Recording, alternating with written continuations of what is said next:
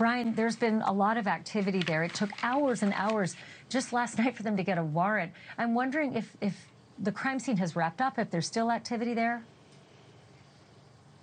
Yeah, it's interesting when you talk about it taking hours last night for them to get a warrant. I learned the reason today, and it's because Nick Reiner, the son, was actually living here at his parents' house, and there is a California law that if you're a resident of a place and there's a criminal investigation, they've got to get a warrant, and they didn't want to take any chances, and they didn't feel like they were in a rush in that moment, I'm told, which is why they waited for the warrant to go inside. But this is the Reiners' home behind me, just a beautiful, beautiful house here in Brentwood. It's so sad to look at. I mean, the beautiful white gates, but all the Christmas decorations, the Christmas ornaments hanging from the trees. They were apparently very, very festive this time of year. One neighbor was telling me the gates were normally open, that they would be having parties this time of year. They were getting ready for the first night of Hanukkah last night when they were brutally stabbed and killed in their home, Ashleigh.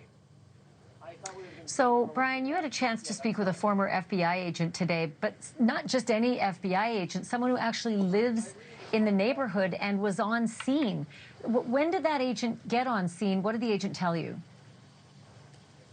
Yeah, this is Maureen O'Connell, and she lives down the street. She knows people in the area, and the minute she heard about this happening, she raced over to see what was going on and started talking to the neighbors. Listen to what she told me.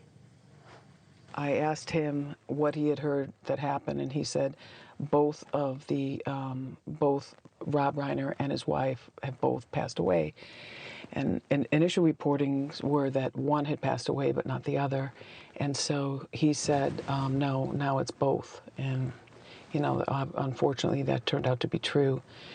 Many people in the neighborhood say that the son, Nick, had been troubled his whole youth. And again, you know, another tragedy, but to stab both your parents is just, and then for the sister to find them is just unbelievable on Hanukkah, you know?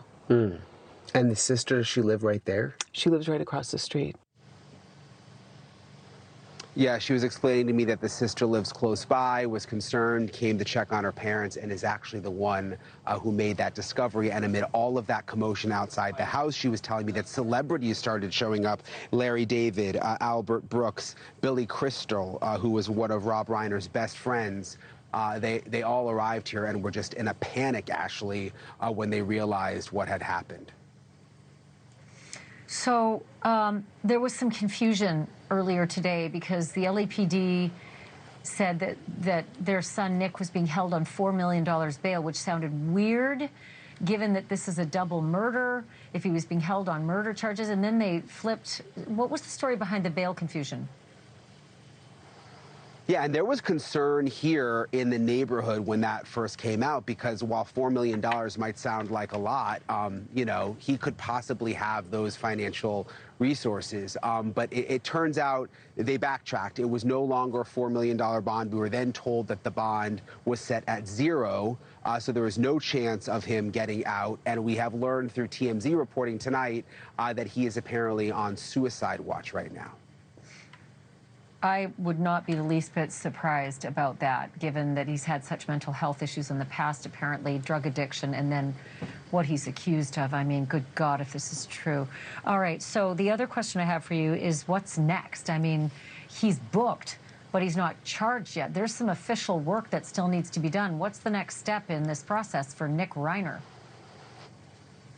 Yeah, so there's court bright and early tomorrow morning, 8:30 a.m. Los Angeles time, downtown LA. He is going to be making his first court appearance where he will officially be charged. It's going to be interesting to see who's there. Who is his lawyer? Will his family be there? Will his sister perhaps be there? We don't know, but the first court hearing is tomorrow morning. Oh, Brian, I just can't even imagine what these siblings are going through at this time. Like you said, you can see the holiday lights behind you. This is supposed to be, you know, the season of family and celebration. And this is, just, I mean, there's just been so much sadness, right? From Brown University to Bondi Beach to now Rob Reiner's home. Break into the show if you learn of anything. If anybody shows up tonight, if you find anything out, by all means, just step in and let us know what's happening. Thank you, Brian.